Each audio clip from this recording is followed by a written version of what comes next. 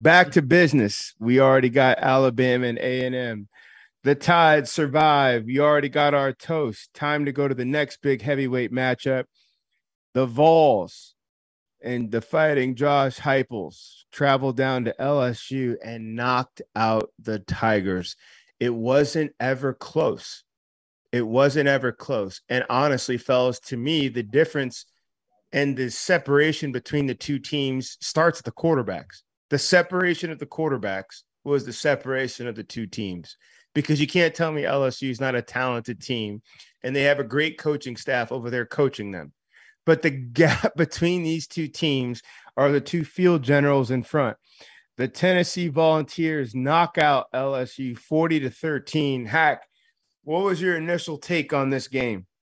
My initial take is you can't start the game the way LSU started the game, by getting the kick, taking it off your face mask, and giving Tennessee the ball from their 20-yard line going in. That's a tough way to start.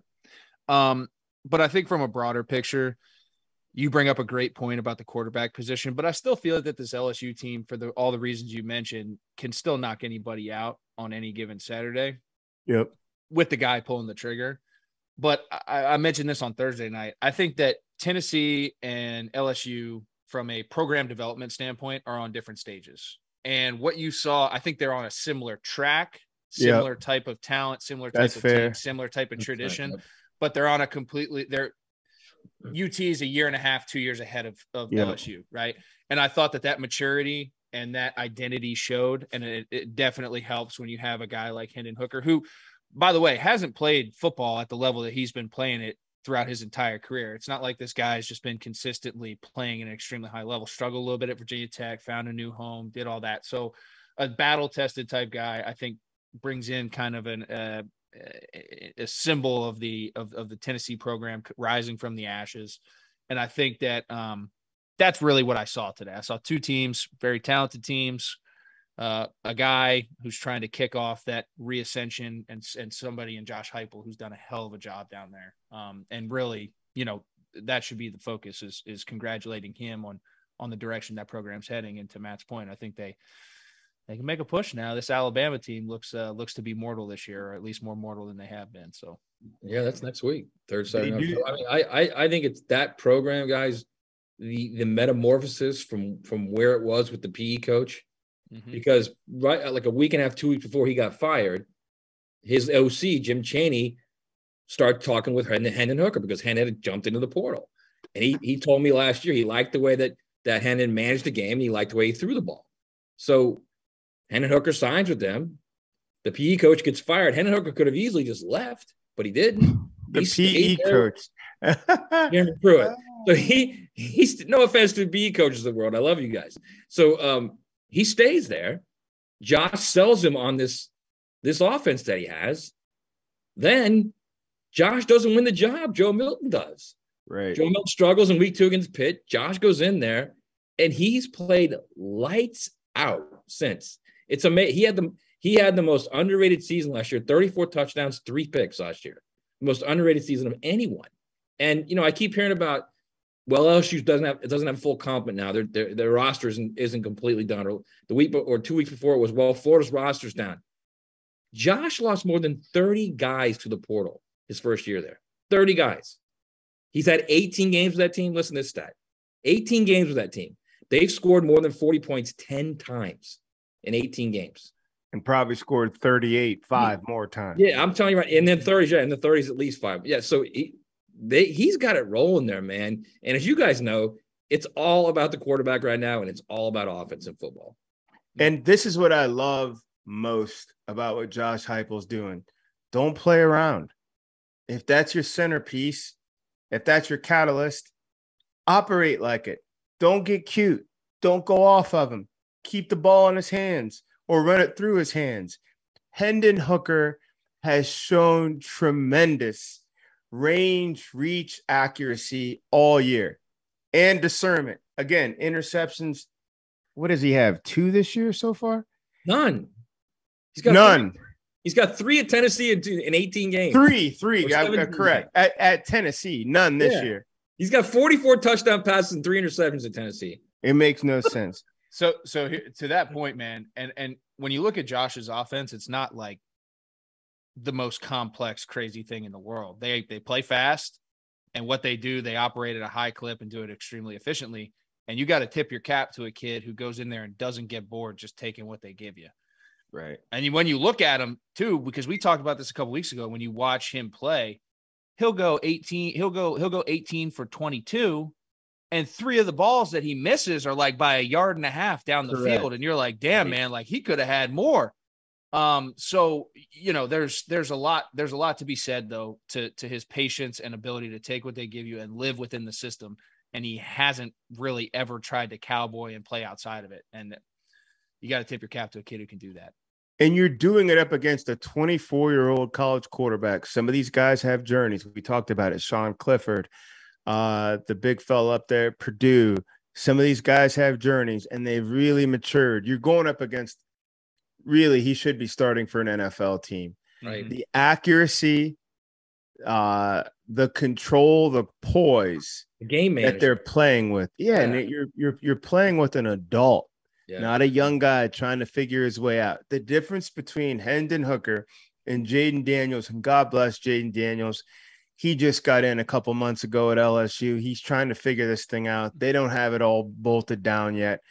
And you're coming up against Rafa Nadal, and you're trying to figure out, how does your own tennis racket work? Am I right? Like good luck. It's already too late. Yeah, I agree. And honestly, I'm so curious to see what Vegas has to say on the line next week. Tennessee, Alabama.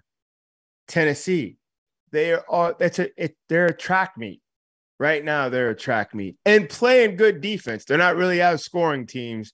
They're knocking teams out. The only other offense in college football, and this is a question to both of you, that I see as formidable as Tennessee lives in Columbus, Ohio. Is there another offense that can get you for 40, 50 points every Saturday night? Texas, maybe? Quinn Ewers? Yeah. And I think USC. Maybe Texas, yeah. Yeah, I think Texas, USC. Matt, Quinn Ewers has played 5 quarters this year. I know he has, man. And then he just beat a team that Kansas State beat. And who else beat him? By TCU run 56 on him. And 50, yeah, right. I love the enthusiasm for all our Texas fans out there. But let's slow down on the Texas thing. But what's the other team you just said? I said either SC. One of you. I said USC. USC. Okay, I'll go with the Trojans. I think SC could run it. Because I said this too. I don't think SC's really had to get out of like second or third gear all year yet. They haven't. Like they haven't had to like. They still got. Here's the killer part, Hack. Tennessee and Ohio State, they get into 4th gear for no reason. Oh yeah, 100%. They're doing 100%. 80 in a school zone for no reason. What are we doing? But just to show you, huh? I said, and that's the problem with Ohio State fans. They get pissed off. They hung 77 on Toledo and not 84. And it's like when you look at the amount of teams that have scored 70 points in the past like 7 years in college football, Ohio State done half of them. Half of them. Yeah. It's ridiculous, dude. It's like, you're like, all right, man. Hey, and both those teams, I mean, Ohio State hasn't had Jackson Smith and Jibben now for what, 2.5 games, 3.5 games? No, most of the season. They haven't had him second quarter against Notre Dame. Right. So Cedric Tillman hadn't played the last 3 games for Tennessee. He's another All-American. Right. So 100%. I mean, let me go over these stats here real quick. Tennessee total yards 502, LSU 355. The Vols passed for 239, rushed for 263. That's the thing. George, that's the thing. I want to tell you this. That's the thing. In 12 of his 18 games, they've rushed for more than 200 yards. They've outrageous. Rushed for more than 200 yards. Think about it. Because you could fall asleep looking at these guys like a super high-powered, finesse team. This air raid. They're really a version of the Big 12. They're not the version of the Big 12. Mm-hmm. Josh Heupel has made sure his ground game is formidable and his defense is right up front while we're still bringing our Air Force on you. It's amazing. They're like Baylor.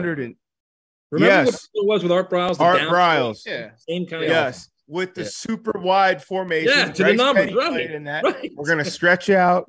We'll read the box. We'll let you make your own determinations, and then we're going to scorch you.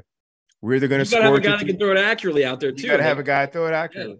Yeah. So for Bryles, it was Petty. For these guys, it's Hendon Hooker. Yeah. The Tennessee Volunteers, 40-13. They go to 5-0. Now, look, LSU is still 4-2, but they just barely climbed into the top 25. They're ranked 25 coming into tonight. But it's the Vols, all kinds of big numbers, 500 yards of total offense, a little more than half of that on the ground. And that's with Hendon Hooker still missing some big-time home runs. Tennessee goes on to win. Hey, we had a question from the chat from Kit Kat on YouTube. Did we think it was an actual PI toward the end of the Alabama game? Yes, we all think it was a PI, but we all, just given the content of how referees call those last second plays, kind of also how they do Hail Marys, they're not going to really get involved. We're dropping our merch. We got to start calling Underwood Daddy Brad. But I'm a big pod guy.